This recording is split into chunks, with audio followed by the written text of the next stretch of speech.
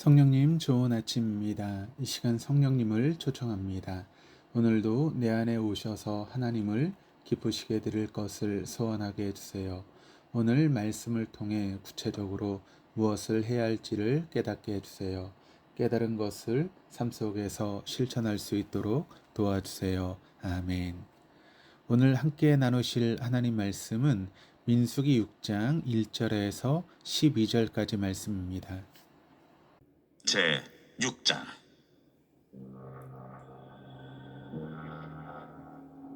여호와께서 모세에게 말씀하여 이르시되 이스라엘 자손에게 전하여 그들에게 이르라. 남자나 여자가 특별한 소원 곧 나시린의 소원을 하고 자기 몸을 구별하여 여호와께 드리려고 하면 포도주와 독주를 멀리하며 포도주로 된 초나 독주로 된 초를 마시지 말며 포도즙도 마시지 말며 생포도나 건포도도 먹지 말지니 자기 몸을 구별하는 모든 날 동안에는 포도나무 솟아는 씨나 껍질이라도 먹지 말지며 그 소원을 하고 구별하는 모든 날 동안은 삭도를 절대로 그의 머리에 대지 말 것이라. 자기 몸을 구별하여 여호와께 드리는 날이 차기까지 그는 거룩한즉 그의 머리털을 길게 자라게 할 것이며 자기의 몸을 구별하여 여호와께 드리는 모든 날 동안은 시체를 가까이 하지 말 것이요 그의 부모, 형제, 자매가 죽은 때라도 그로 말미암아 몸을 더럽히지 말 것이니 이는 자기의 몸을 구별하여 하나님께 드리는 표가 그의 머리에 있음이라.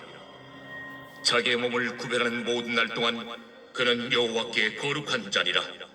누가 갑자기 그 곁에서 죽어서 스스로 구별한 자의 머리를 더럽히면 그의 몸을 정결하게 하는 날에 머리를 밀 것이니 곧 일곱째 날에 밀 것이며 여덟째 날에 산비둘기 2마리나 집비둘기 새끼 2마리를 가지고 회막문에 와서 제사장에게 줄 것이요 제사장은 그 하나를 속죄제물로 하나를 번제물로 드려서 그의 시체로 말미암아 얻은 죄를 속하고 또 그는 그날에 그의 머리를 성결하게 할 것이며 자기 몸을 구별하여 여호와께 드릴 날을 새로 정하고 1년 된 순양을 가져다가 속건제물로 드릴지니라.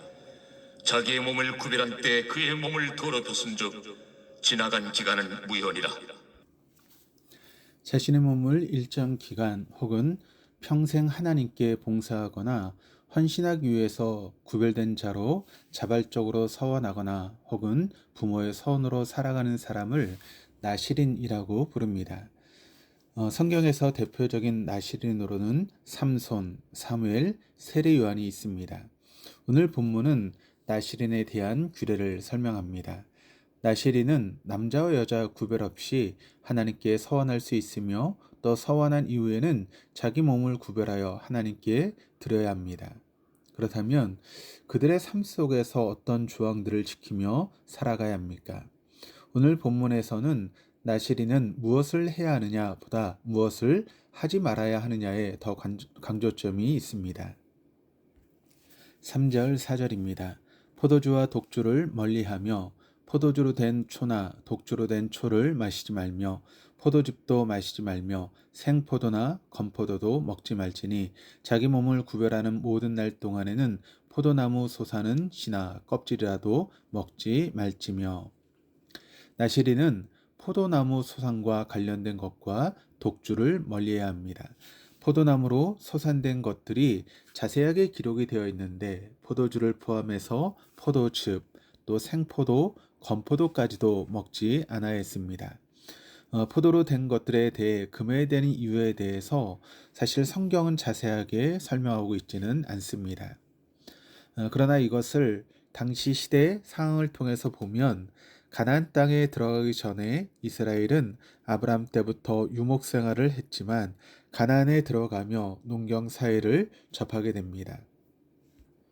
유목 사회와 달리 농경 사회에서는 곡물과 포도주를 주로 생산하는데 가나안 땅에서는 포도 수확기에 풍요를 가져다 준 바알과 아사라에 감사하며 먹고 마시는 축제를 즐겼습니다. 이때 가나안 종교에서는 바알과 아사라의 성적 결합을 제한하며 음란한 행위들을 하였습니다. 이런 맥락에서 볼 때 나시린은 하나님께 전적으로 구별되어 드려진 자들이기에 포도 소산에 관련된 모든 것을 금지했다라고 볼 수 있습니다. 아울러 포도주와 술이 사람의 집중력을 흐려놓는다라고 하는 점을 감안하면 나시린으로 하여금 서원한 기간에는 이런 것들을 마시지 않고 전심을 다해 하나님을 바라보라는 의미로 이해할 수 있습니다. 또한 아모스 2장 12절에 보면 나시린으로 하여금 미혹하여 포도주를 마시게 하는 행동을 죄로 규정하고 있습니다. 이처럼 나시린은 구별된 자로서 삶 속에서 마시는 것도 절제하고 하나님께 집중해야만 합니다. 먹는 것 외에 나시린에게는 다른 조항들이 있었습니다. 5절입니다. 그 서원을 하고 구별하는 모든 날 동안은 삭도를 절대로 그의 머리에 대지 말 것이라. 자기 몸을 구별하여 여호와께 드리는 날이 차기까지 그는 거룩한즉 그의 머리털을 길게 자라게 할 것이며, 나시린은 서원을 하고 구별하는 날 동안에는 삭도를 머리에 대지 않아야 합니다. 고대 종교에서 머리털은 신체 중 가장 빨리 자라는 것으로 신이 부어주는 생명력을 나타내기도 합니다. 나시린은 하나님께 드려진 기간 동안에는 그의 몸도 하나님께 속한 것임을 기억하는 것입니다. 삼손 역시 나시린이었기에 머리에 삭도를 대지 않았습니다. 이처럼 나시린은 오랜 기간 머리를 자르지 않았기에 그들은 외형적으로도 이미 하나님께 서원한 사람임을 나타났습니다. 또한 나시린은 그들의 삶에서 가까이 하지 말아야 될 것이 있습니다. 6절, 7절입니다. 자기의 몸을 구별하여 여호와께 드리는 모든 날 동안은 시체를 가까이 하지 말 것이요 그의 부모 형제 자매가 죽은 때에라도 그로 말미암아 몸을 더럽히지 말 것이니 이는 자기의 몸을 구별하여 하나님께 드리는 표가 그의 머리에 있음이라. 나시린은 죽음을 가까이해서는 안 됩니다. 왜 그렇습니까? 레위기 21장 11절을 보면 어떤 시체든지 가까이 하지 말지니 그의 부모로 말미암아서 더러워지게 하지 말미하라고 그렇게 이야기를 하고 있습니다. 곧 죽음을 가까이 하는 것은 부정한 것으로 보았습니다. 나시린의 경우는 심지어 부모와 형제가 죽은 때에도 가까이 하지 못합니다. 하나님께 서원한 기간 동안에는 나시린에게 하나님과의 관계가 다른 가족의 관계를 포함한 모든 관계보다 우선으로 작용하기 때문입니다. 그런데 여러 가지 조항들을 잘 지키지만 사람은 자신의 의지와 상관없이 실수를 할 때가 있습니다. 이러한 때는 어떻게 해야 합니까? 9절입니다. 누가 갑자기 그 곁에서 죽어서 스스로 구별한 자의 머리를 더럽히면 그의 몸을 정결하게 하는 날에 머리를 밀 것이니 곧 7째 날에 밀 것이며, 서원하지 않는 사람들은 죽음을 직접 만지거나 죽음과 같은 지붕 아래에 있을 때 부정하게 됩니다. 반면 나시린은 그가 있는 장소 근처에서 사람이 죽어 그 죽음을 보기만 해도 오염이 됩니다. 거룩한 사람이 만지는 것뿐만 아니라 단순히 눈으로 보는 것으로만도 부정하게 될 수 있다는 사고는 고대 근동의 여러 문화권에서 흔히 찾아볼 수 있는 사고 방식입니다. 그렇기에 나시린은 죽음을 가까이 하지 않아야 하지만 갑자기 그의 곁에 있던 사람이 죽게 되어 죽음을 접하게 되면 정결 예식이 진행되어야 합니다. 10절에서 마지막 12절까지 말씀입니다. 8째 날에 산비둘기 2마리나 집비둘기 새끼 2마리를 가지고 회막문에 와서 제사장에게 줄 것이요 제사장은 그 하나를 속죄 제물로 하나를 번제물로 드려서 그의 시체로 말미암아 얻은 죄를 속하고 또 그는 그날에 그의 머리를 성결하게 할 것이며 자기 몸을 구별하여 여호와께 드린 날을 새롭게 정하고 1년 된 순양을 가져다가 속건제물로 드릴지니라. 자기의 몸을 구별한 때에 그의 몸을 더럽혔은즉 지나간 기간은 무효니라. 본의 아니게 죽음을 만지거나 보게 된 나시린은 정결하게 하는 시간을 가지고 7일째 되는 날 머리를 밀어야만 했습니다.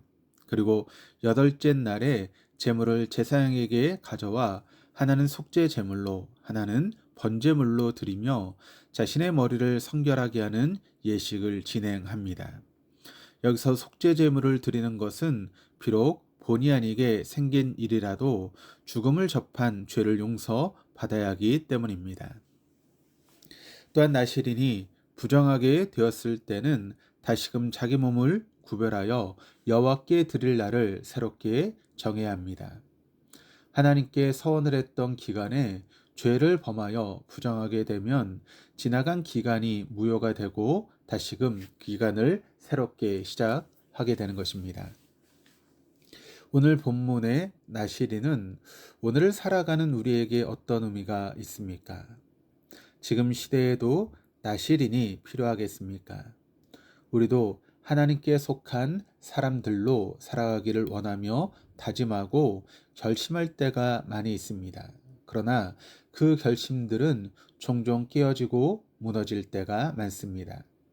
나실인들은 자기들이 먹고 마시는 것, 또 외형적인 부분과 더불어 삶에서 자신을 통제하고 하나님께 집중하기를 힘썼던 것입니다. 우리의 삶 속에서 가장 중요하게 여기는 것들 아닙니까? 남들에게 보여지는 외형적인 모습과 하루를 살아갈 때 무엇을 먹고 무엇을 마실까 하는 부분들을 우리는 항상 신경을 쓰며 살아갑니다. 그러나 나실인은 이 모든 것보다 하나님께 집중하기를 택했던 사람들입니다. 이 땅에 속하여 살아가지만 나실인들은 땅을 바라보는 것이 아니라 믿음의 눈을 들어 하나님을 바라보고 있는 것입니다. 우리가 살아가는 시대에도 나실인이 필요합니다. 율법적인 나실인이 아닌 하나님께만 온전히 집중하고 우리의 삶이 하나님 보시기에 합당한 삶을 살아가는 모습이 되어야 할 것입니다. 오늘 하루를 살아가실 때 내가 먹고 마시는 것, 하는 말과 행동들이 주님이 보시기에 합당한 모습이 되는 현대의 나실인의 모습으로 살아갈 수 있기를 간절히 축복합니다. 기도하시겠습니다. 하나님, 나실인은 자신의 삶의 모든 부분을 하나님께 집중하고 드리고자 하였습니다. 우리도 하나님을 믿고 주님의 뜻대로 살겠다라고 고백했지만 실상 삶에서는 내 생각과 내 방법대로 살아갔음을 고백하며 회개합니다. 다시금 주님을 위한 삶의 모습이 회복되고 주님이 보시기에 합당한 모습이 되어줄 수 있도록 인도하여 주시옵소서. 감사드리며 예수 그리스도 이름으로 기도드립니다.